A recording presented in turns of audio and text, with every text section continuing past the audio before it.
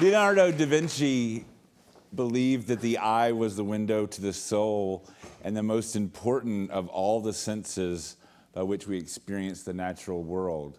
I want to ask everyone in the audience for just a slight moment to close your eyes. And now, just as you open your eyes to see your world, imagine your eye as the key that could unlock your world, that simply. Our eye is an incredibly powerful organ. The little black dot in the center of our eye is the pupil, the colored textured area tucked neatly behind the cornea, safe. It's called the iris. Every single one of us and every single one of our eyes has a unique combination of lines, dots, and colors. And this uniqueness is formed when we are in our mother's womb in the embryonic gestation period. And like a fingerprint, it's unique. However, unlike a fingerprint, the iris is infinitely more powerful, with over 250 degrees of freedom per eye, per person, compared to 35 degrees of freedom for a fingerprint. When we take both the eyes together and combine them into a unique view, we're able to create a biometric template or unique identifier for a person.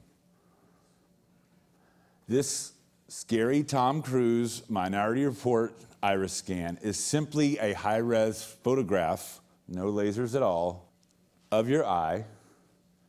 When brought together, creates the foundation for identity certainty. That's important because identity is in a period of extraordinary tumult. The internet and other technologies have radically changed how we view ourselves and our constantly shifting network of friends, families, and businesses. Digital natives, even, those that were born into and raised in the digital world, move seamlessly from the online to their offline selves, and we expect to assert ourselves with ease wherever we go. Call it the audacity of self-identity, or I am whatever I say I am. However, as our lives become more mobile and our dealings less commonly face-to-face, it's more important than ever that we assert our identity with confidence and ease while controlling our privacy and our own information. Right now, today, you need a bewildering assortment of passports, driver's licenses, a TED credit card, a username and password. And all of these methods, especially the username and password, provides an incredible target for thieves to steal your money and your information and your identity. Everyone in this room believes that this is important. And I would say that because statistically, for the 12th year in a row, identity theft is the #1 consumer complaint.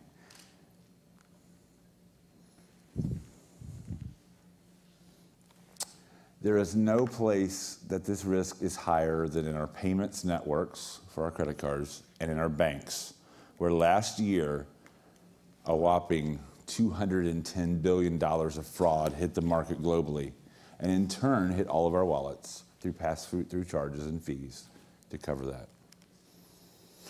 How can we trust the financial networks that we base our entire global economy on systems that are continually breached and broken every single day? We hear about it every single day, and yet nothing happens. Today, this is how banks protect us. But unfortunately, that protection is a false sense of security. It's the same high-tech security that my son Sam at home and I use to play Minecraft. And believe it or not, Minecraft actually has better security because they'll actually text you. Let's take an example. This seems a little bit far-fetched, so let's take this and just put this into some real numbers. RBS in 2008 was hacked. 1.5 million cardholders' information was stolen. It's a lot of people. The hackers raised the limits on those cards by exploiting usernames and passwords. raise the limits, raise the amount of cash that could be taken out. These cyber thieves then, over the course of just 12 hours, were able to take $9 million from 2,100 ATMs in 280 cities. Right? It's pretty scary. This was just one bank, one attack, one day, a quarter of a day, in fact. Singularity, as Ray Kurzweil would say, happens when you can't see beyond the event horizon. However, we can see past this one, and I don't think any of us want to experience a global collapse caused by a cyber fraud event, much like happened with Lehman Brothers, especially when it's preventable by simply eliminating usernames and passwords from our lives, along with PIN numbers and things that can be easily counterfeited.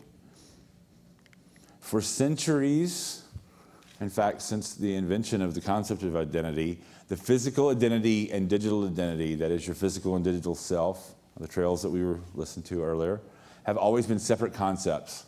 And scientists have searched diligently to try to find a way to converge those two while enabling safeguards for privacy and opt-in to keep a person protected. Today, there finally exist those methods. They're safe, they're easy, they're scalable, and they're very cheap, and they're about to be pervasive in every single device that you have. Imagine opting in by looking into a device to board a plane, or to cross a border, or to enter your home, or start your car. Likewise, imagine looking into your phone and having your identity known, or your laptop, or your tablet. So now we're going to take just a quick second and look at what that new world will look like.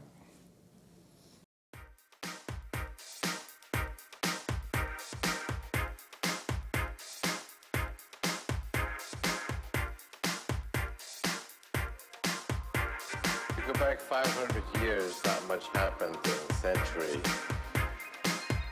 Now a lot happens in 6 months.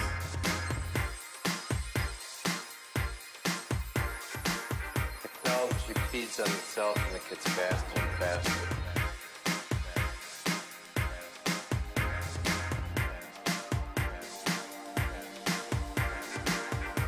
We are the cutting edge of intelligence. We can change the world,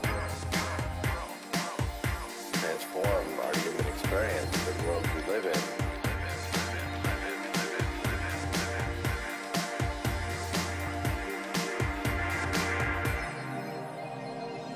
It will be the universe waking up.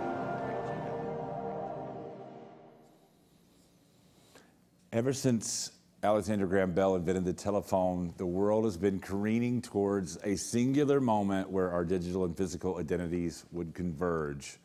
I believe that our eyes will unlock the world, and I ask you to consider the same today.